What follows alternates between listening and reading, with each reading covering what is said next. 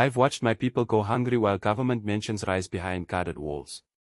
I've seen sick mothers turned away from clinics that had no medicine while ministers flew first class with stolen money. No more.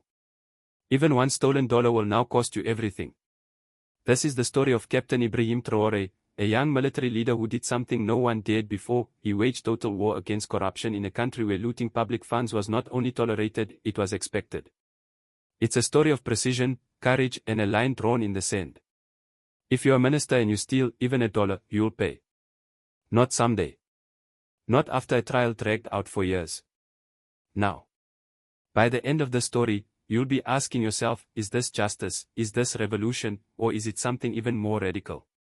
Let's go to Ouagadougou, capital of Burkina Faso.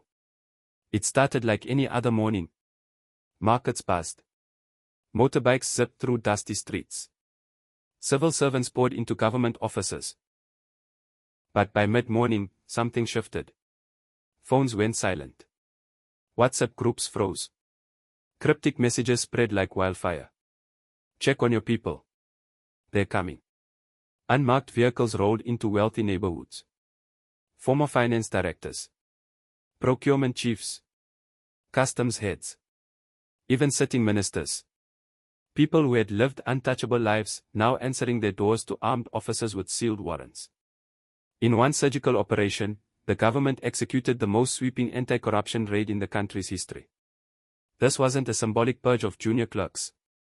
It was a direct strike at the beating heart of decades of rot. Court clerks fanned out with stacks of files. Military units sealed off offices. Prosecutors began sifting through mountains of evidence. Offshore wire transfers. Hidden property deeds. Messages they never thought anyone would read. The people of Burkina Faso were stunned. They'd seen coups. They'd seen protests. But never this. For years they watched elites dine in luxury while children learned under broken roofs.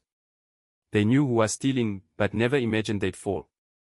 Now they were falling. Fast. At the center of the operation was a covert investigative unit, answering directly to Captain Traoré. No flashy press conferences. No empty slogans. Just relentless, methodical work, like forensic accountants with a vendetta. Their orders. Follow the money.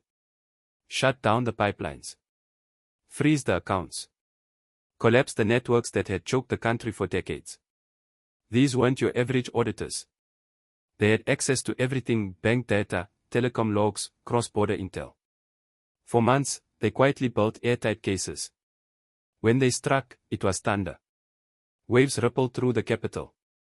Government contracts vanished overnight. Fancy restaurants emptied. Civil servants ignored unknown numbers, afraid their voices might be used as evidence. Corruption became radioactive. That night, Captain Traoré addressed the nation. No uniform. No medals. Just a simple shirt and words like a hammer. He didn't need to name names. Everyone watching knew exactly who he meant. The official whose brother suddenly owned 5 hotels. The minister whose consulting firm funneled millions. The families who flew to Europe for checkups while rural clinics ran out of antibiotics. He said it plainly: Burkina Faso had not been betrayed by outsiders. It had been robbed by its own guardians.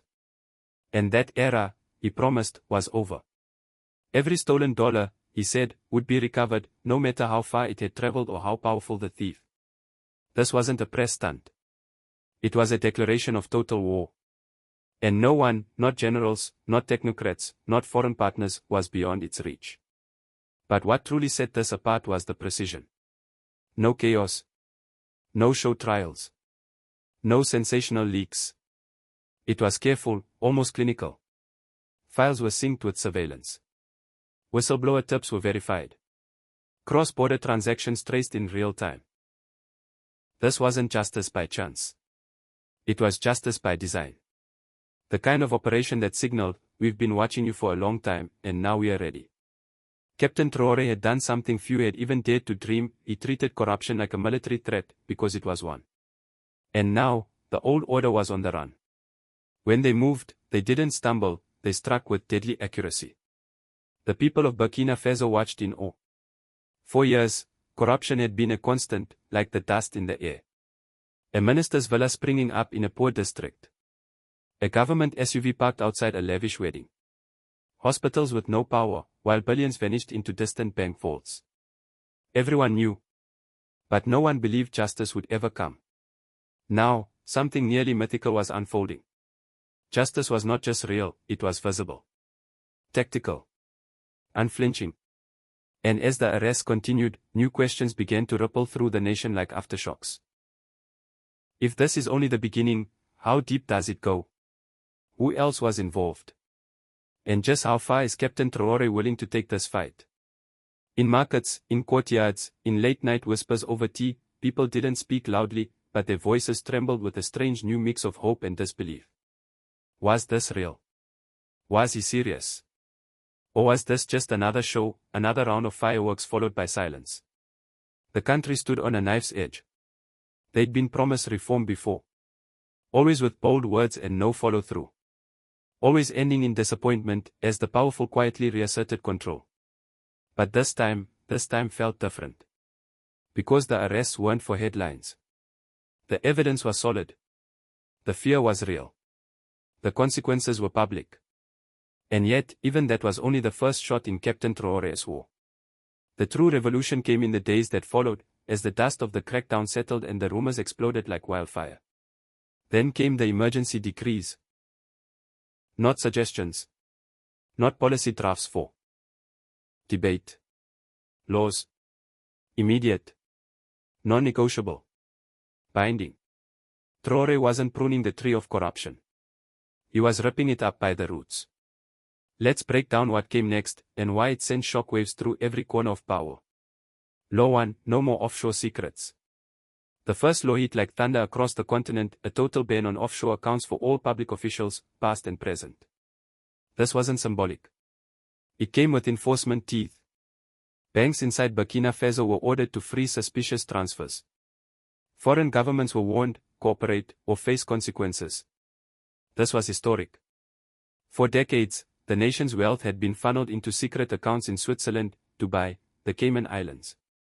School budgets. Hospital funds. Agricultural subsidies. All gone. Now, Traoré was drawing a red line through history. If you've hidden public money abroad, bring it back, or lose everything. It wasn't just a policy. It was a battle cry. A funeral for financial secrecy in Burkina Faso. Law 2, no more business as usual. The second law was equally ruthless. No public servant could do business with the government. Period. Not directly. Not through a cousin. Not through a fake company set up with a rented address and no employees. For years, this trick had been the engine of corruption. Officials created shadow companies, then awarded contracts to themselves.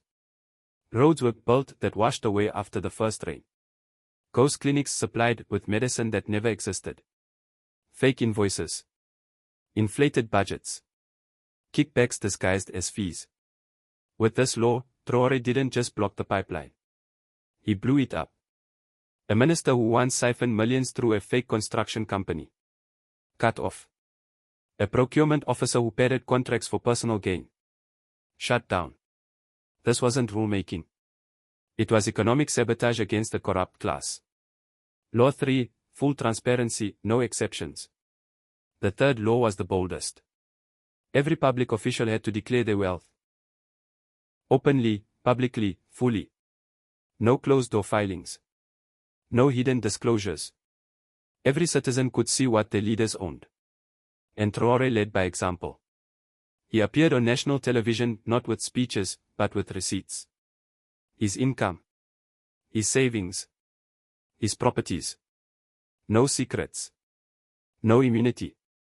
In a nation where wealth had always meant silence and secrecy, this act alone was revolutionary. It shattered the old elite's playbook. Because now, power came with exposure. And exposure came with accountability. Together, these laws did more than change policy, they rewired the DNA of governance in Burkina Faso. And still, the people asked. Can it last? Will the old guard fight back?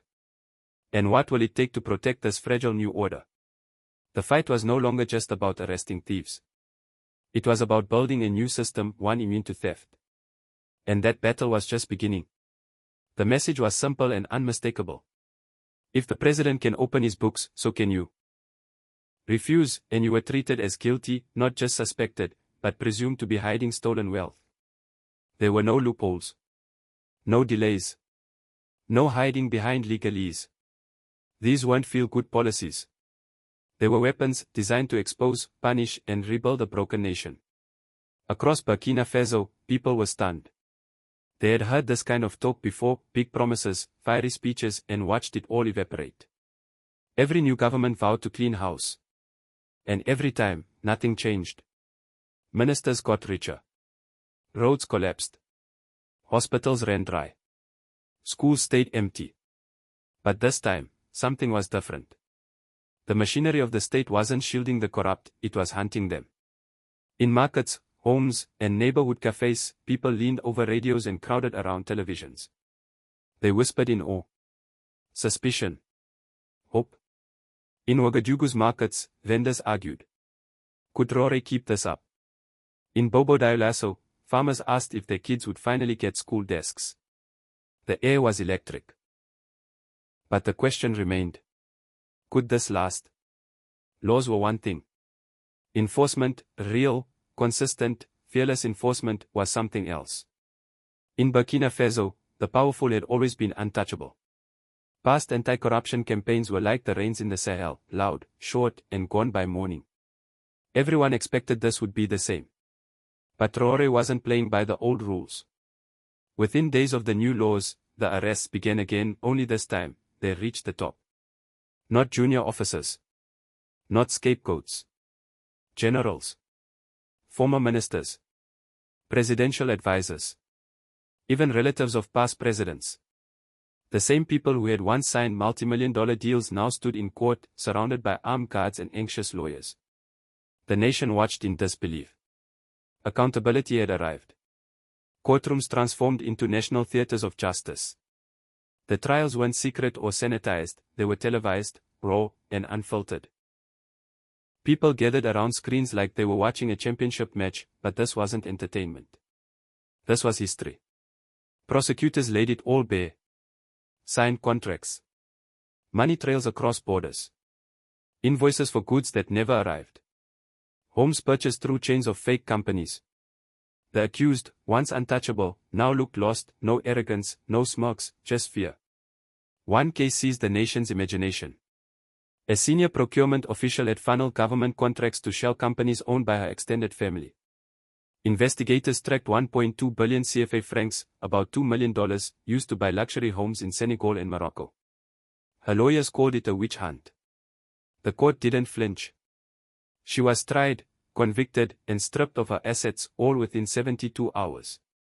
Justice, not delayed. Justice, delivered. Another case became a symbol of everything the revolution stood for. A high-ranking customs officer, infamous for lavish parties and luxury cars, was finally exposed. When investigators raided his home, what they found seemed ripped from a crime film. Duffel bags stuffed with cash, hidden beneath floorboards. Not foreign currency, Burkinabe francs, meant for public schools, rural clinics, and infrastructure. He was arrested, tried, and convicted. His wealth seized and returned to the people. These trials weren't just about punishing the guilty. They were about restoring faith in the system, in the future, in each other. The people needed to see the system bleed before they could believe it was healing. And now they were watching the once powerful brought low, their luxury exposed, their crimes laid bare. Every conviction was a message. No one is above the law. Not anymore. The public couldn't get enough. They had lived for years in a world where elites lived like kings while teachers went unpaid, clinics ran dry, and the average citizen was told to tighten their belt. Now they were watching something unthinkable, consequences. It felt like the ending of a long, bitter movie. Except this time, the good guys were winning, and it was real. But Captain Traoré knew punishment wasn't enough. If corruption was a disease, it couldn't just be treated. It had to be prevented. So, he created a new layer of defense, one that would outlive even his own presidency. Every major government department now had a shadow unit, an internal audit team that reported directly to the presidency. These weren't token watchdogs. They were embedded sentinels with one job: detect corruption before it could spread. The revolution wasn't just about tearing down the old system. It was about building something clean in its place. These weren't soft-spoken accountants looking the other way. They were trained watchdogs, empowered to halt corrupt deals in real time. And they weren't alone. The government launched a new weapon, an anonymous hotline. For the first time, civil servants could report corruption without fear, no reprisals, no exposure. See a suspicious contract. A boss acting strangely. One phone call could trigger a full investigation. A new culture was emerging, not one of fear, but of accountability. The hunted were no longer the whistleblowers. Now the powerful were the ones watching their backs. But punishing the guilty wasn't enough. You can't pave roads or stock hospitals with handcuffs.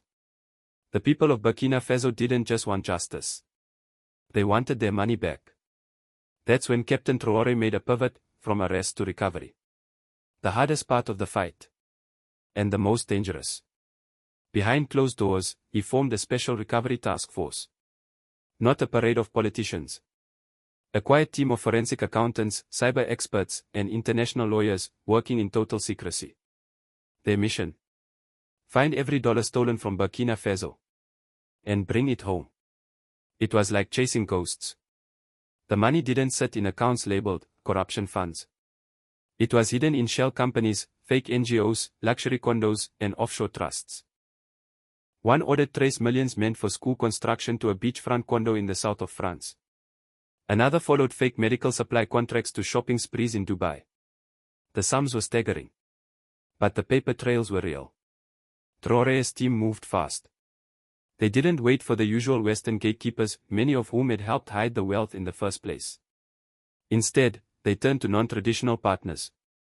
Turkey, the UAE, Russia, Southeast Asia. Nations willing to help, without lectures. And slowly, the victories piled up. $600,000 linked to a former agriculture minister, frozen in Luxembourg. $2 million stopped mid-transfer in Morocco. Properties in Ghana, Senegal, and Côte d'Ivoire flagged, seized, and traced directly to Burkina Faso's elite. But what made this operation revolutionary was its transparency. Every major asset recovered was listed in a public online registry. Anyone in the country could log in and see what was recovered, who it was taken from, where the money was going. Monthly reports broke down every dollar by sector. Education, health, infrastructure. It wasn't just about doing justice. It was about proving that justice mattered. And when citizens saw stolen millions building real schools, restocking clinics, and fixing roads, something changed. Belief returned. For the first time in years, people began to trust that the government was actually working for them. Quiet. Methodical. Relentless. Just like Captain Traoré himself. But not everyone was celebrating. As the team dug deeper, they made enemies, powerful ones. Not just in Burkina Faso, but across oceans. Some foreign governments grew nervous. Their banks had long profited from stolen African money. Now, the spotlight was turning back on them. Behind the scenes, there were delays. Obstructions. Visa denials for Burkina Faso's investigators. But Traoré didn't flinch. In a leaked internal briefing, he reportedly said, "If our enemies hide in glass towers overseas, we'll shine a light so bright their lawyers won't be able to look away." He wasn't just fighting for stolen money. He was fighting for dignity. For independence. For Burkina Faso's right to control its own future. And yet, as massive as the financial recovery effort was, it wasn't the biggest battle. That came next. Gold. Burkina Faso is one of Africa's top gold producers. Yet it remains one of its poorest countries. For Traoré, that wasn't a paradox. It was a crime. "We were rich," he reportedly told his cabinet, "but only for other people." To truly end corruption, he would have to stop the largest theft of all. The plunder of Burkina Faso's natural resources. Then, in a move that shocked the world, Traoré issued a secret order. All new foreign gold export licenses, frozen. All existing contracts, under review. All mining operations with shady records, seized. There was no negotiation. No delay. No compromise. Multinational corporations that had ruled the mines for decades suddenly found themselves locked out. Burkina Faso was no longer begging for a fair share. It was taking it. Burkina Faso's gold would no longer be traded for promises. This was no slogan. It was an operation. Soldiers were deployed to key mining zones, not to intimidate, but to protect. Satellite surveillance tracked gold shipments. Transport routes were monitored. And a new law was passed. Gold is now a strategic national asset, protected by the military. No more quiet theft. No more silent plunder. The era of extraction without accountability was over. But Captain Traoré wasn't just shutting doors. He was building something new. For the first time in Burkina Faso's history, the government would construct a state-owned gold refinery. A game changer. No more exporting raw gold for pennies on the dollar. No more losing billions to foreign refineries.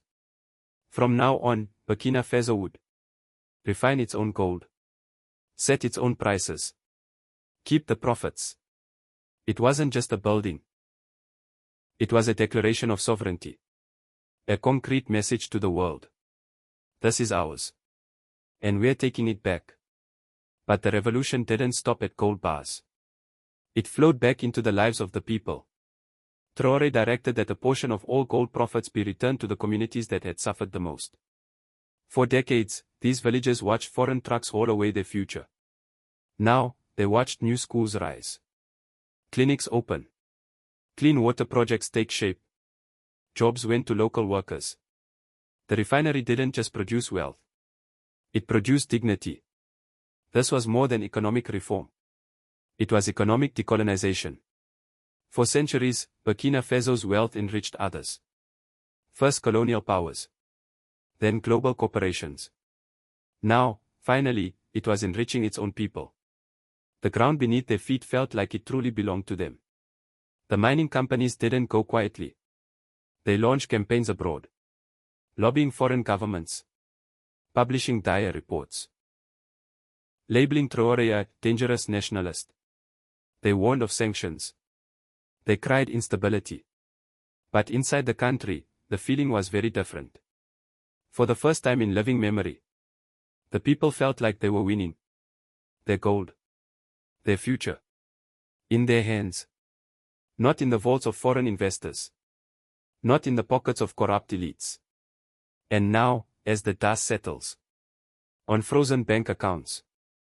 On fallen ministers. On shuttered mining contracts. A new question rises.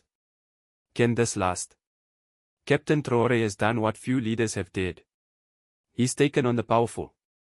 He's exposed their crimes. He's dared to hope. But revolutions are fragile. He's made enemies. At home. Abroad. In boardrooms, embassies, and bank towers. Will they strike back? Can he survive the backlash? Or is he building a legacy that no force can erase?